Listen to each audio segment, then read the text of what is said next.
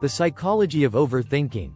How to break the loop and find peace. Welcome to the war inside your head. You're lying in bed, lights off, exhausted, but your mind is wide awake. You replay a conversation from earlier, wondering if you sounded weird. You mentally rehearse tomorrow's meeting, again. You spiral into worry. What if I mess up? What if they think I'm stupid? What if it all goes wrong? Welcome to the war inside your head, overthinking. It doesn't matter how tired your body is. When your brain is stuck in a loop, peace feels impossible. And the worst part? You know you're doing it, but can't seem to stop. Overthinking is more than just thinking too much. It's a form of mental self-torture. And it's tied to anxiety, perfectionism, low self-worth, and even trauma. But here's the good news. You can learn to understand your brain, interrupt the patterns, and reclaim your peace. This video is your in-depth psychological guide to understanding and healing from overthinking. Let's begin. What is overthinking? Overthinking is the process of repetitive, unproductive thought. It's when your mind gets stuck on a problem, decision, or situation, but instead of moving toward a solution, it just loops. Overthinking shows up in two major forms. Rumination, dwelling on the past. Why did I say that? What if I had done things differently? Did I embarrass myself? Worrying. Obsessing about the future. What if something goes wrong? What if they don't like me? What if I fail? These thought patterns feel logical, even responsible. You think you're preparing, processing, being smart. But you're actually doing the opposite. Overthinking drains your mental energy, increases anxiety, and keeps you from taking action or enjoying the present. So why do we do it? The brain's design. Why you overthink. Your brain is wired for survival, not happiness. It evolved to detect threats, anticipate danger, and solve problems fast. In the wild, that was useful. Overthinking helped humans survive, scanning the environment, predicting risks, preparing for worst-case scenarios. But in the modern world, most of our threats aren't life or death. They're social, emotional, or existential, and our brain doesn't know the difference. So instead of solving the problem, your brain obsesses over it. It loops, scans, predicts, prepares, all in the name of keeping you safe. Here's the twist. The more uncertain or emotionally significant something feels, the more your brain fixates on it. A text that didn't get a reply? A job interview tomorrow? A breakup with no closure? Your brain perceives all of these as open loops, and overthinking is its way of trying to close them. Cognitive load and uncertainty. Overthinking happens when your cognitive load is high and your certainty is low. Cognitive load. When you're juggling too many thoughts, decisions, fears, regrets, what-ifs, your brain goes into overdrive. It can't prioritize, so everything feels urgent. Uncertainty. Humans crave closure. We want to know how things will turn out. We want guarantees. But life doesn't offer those. So the brain fills in the blanks with speculation. And that speculation, especially when fear-based, becomes overthinking. Anxiety and the overthinking cycle. Anxiety and overthinking are inseparable. Anxiety is the emotional experience of fear without a clear cause. Overthinking is the brain's attempt to find that cause. You feel anxious, right pointing arrow. You start scanning your life, right pointing arrow. You latch onto something, right pointing arrow. Now you're overthinking. But overthinking doesn't resolve anxiety. It feeds it. Because every thought introduces another what if. Every scenario triggers another fear. Before you know it, you've gone from worrying about a work email to imagining yourself jobless, alone, and homeless, all before breakfast. It's not dramatic. It's biology. Your brain is doing what it thinks will help, but it's caught in a maladaptive loop. The psychological roots of overthinking. Let's go deeper. Overthinking isn't just a habit, it's often a symptom.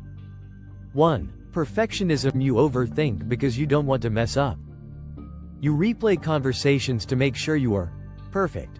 You analyze every move so you don't make mistakes. Deep down, you believe, if I can do everything right, I'll be safe. 2. Low self-worth. You second-guess yourself constantly. You assume others are judging you. You interpret silence or ambiguity as rejection. You think, I'm probably not good enough. Let me figure out how to fix it. 3. Childhood trauma. If you grew up in chaos or inconsistency, overthinking may be your coping mechanism.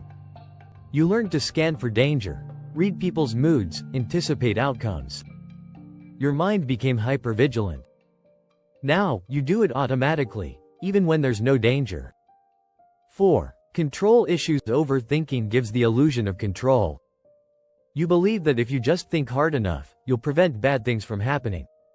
But in reality, you're just exhausting yourself. The neuroscience of overthinking. Your brain has something called the default mode network, DMN, the system that activates when you're not focused on anything in particular.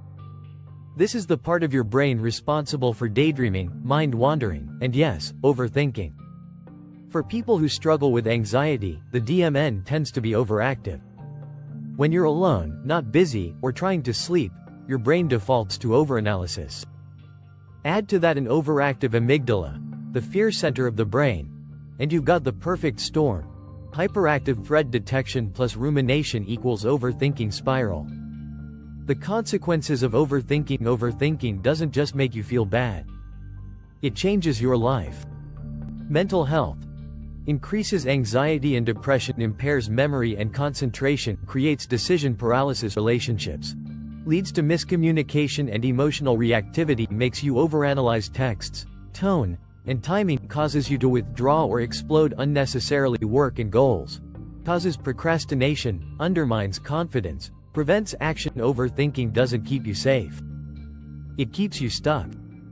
But you can break the cycle. And in the next sections, we'll show you how. Breaking the loop. Why logic alone won't save you. When people tell you to just stop overthinking, it feels like a slap in the face. If it were that easy, you'd already be doing it. Here's the truth. Overthinking is not a logical problem, it's an emotional one. You don't overthink because you're stupid or irrational.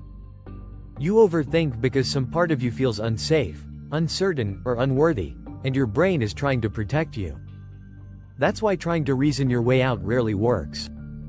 To truly stop overthinking, you have to soothe your nervous system, rewrite old stories, and practice new patterns. Let's break that down. Step 1. Soothe the nervous system. Before you can change your thinking, you have to change your state. If your body is stuck in fight or flight, your thoughts will follow. Calming your nervous system is the first step to regaining mental clarity. Try this. Box breathing. Inhale 4 seconds, right pointing arrow, hold 4 seconds, right pointing arrow, exhale 4 seconds, right pointing arrow, hold 4 seconds. Progressive muscle relaxation. Tense and release each muscle group. Grounding techniques. Identify 5 things you see, 4 you feel, 3 you hear, 2 you smell, 1 you taste. Cold exposure. Splashing cold water on your face or holding ice triggers the vagus nerve. When you activate the parasympathetic nervous system, your brain no longer sees everything as a threat. Only then can you start thinking clearly. Step 2. Awareness without judgment. Overthinking thrives on autopilot. You don't even realize you're spiraling until you're knee-deep in imaginary disasters. That's why the next step is metacognition, thinking about your thinking. When you catch yourself overthinking, pause and say, "Oh, I'm in the loop right now," label it. Naming the process breaks the trance. It gives you distance from your thoughts, and reminds you they're not facts. The key here is curiosity, not criticism. Don't say, I'm doing it again. What's wrong with me? Instead, say, interesting. My brain thinks I need to worry about this right now. Why? This small shift rewires your brain to respond with awareness instead of panic. Step 3. Interrupt the pattern. Overthinking is a habit, and like any habit, it can be interrupted. Here are some science-backed ways to break the mental loop. 1. Thought stopping. Say, "Stop," out loud when you catch yourself ruminating. Visualize a red stop sign. Interrupt the cycle immediately. 2. Change your environment. Physically move. Go for a walk. Stand up. New stimuli. Give your brain a new input, and break the repetition. 3. Mental scheduling. Set a specific, worry time, each day. Tell your brain, you can worry at 6 p.m. Not now. It sounds silly, but it works. You're retraining your brain to stop defaulting to panic. Step 4. Reframe the thought. Now that you've calmed your nervous system and interrupted the pattern, it's time to challenge the underlying beliefs. Most overthinking is driven by cognitive distortions, faulty ways of seeing the world. Let's look at the common ones and how to reframe them. Cognitive distortion 1. Catastrophizing thought. If I make a mistake, everything will fall apart. Reframe. Mistakes are part of learning. One setback doesn't define the outcome. Cognitive distortion 2. Mind reading thought. They must think I'm annoying. Reframe. I can't know what others are thinking. I'll ask or let it go. Cognitive distortion 3. All or nothing thinking thought. If it's not perfect, I failed. Reframe. Progress matters more than perfection. You're not lying to yourself. You're learning to see reality, not fear. Step 5. Rewire the habit. Your brain loves efficiency. The more you practice a thought pattern, even a painful one, the more it becomes your default. So how do you create a new default? Repetition. Repetition. Repetition. Each time you calm your body, observe your thoughts, interrupt the loop, reframe the belief, you are rewiring your brain. You are creating new neural pathways. At first, it feels awkward. Like using your non-dominant hand. But with time, these new patterns become easier, even automatic. Step 6. Replace thought with action. Overthinking is passive. It tricks you into feeling productive, but it keeps you stuck. Action breaks the cycle. Even the smallest action, writing a to-do list, texting a friend, moving your body, signals to your brain that you are safe and capable. This builds self-trust, the antidote to fear. Because most overthinking is rooted in self-doubt. You don't believe you'll handle things, so your brain tries to pre-handle everything. But when you take action, even imperfectly, you teach your nervous system that you can cope. And over time, that confidence quiets the noise. Decision paralysis. The mental freeze. Let's talk about something that every overthinker knows too well: decision paralysis. You're staring at a menu. Too many options. You scroll. You hesitate. Suddenly, choosing a sandwich feels like a life or death event. This isn't laziness. This is a real cognitive phenomenon caused by mental overload and fear of regret. Why it happens? Fear of making the wrong choice. Overthinkers believe there's one perfect answer, and choosing anything less will lead to disaster or disappointment. Fear of future regret. You imagine how you'll feel if you make the wrong decision. So you stall, trying to forecast every possible outcome. Analysis paralysis. You're stuck in a loop of gathering more information, weighing pros and cons, and never pulling the trigger. What's really going on? At the core is control. When you overthink a decision, it's often because you're trying to control every outcome to avoid uncertainty, pain, or embarrassment. But in reality, not choosing is also a choice, and often, it leads to worse results. How to break free from decision paralysis. 1. Set a time limit. Give yourself a hard deadline. I'll decide by 6 p.m. No more research after that. Boundaries force the brain to act. 2. Use the 80% rule. If it feels 80% right, go for it. Waiting for 100% certainty is a trap.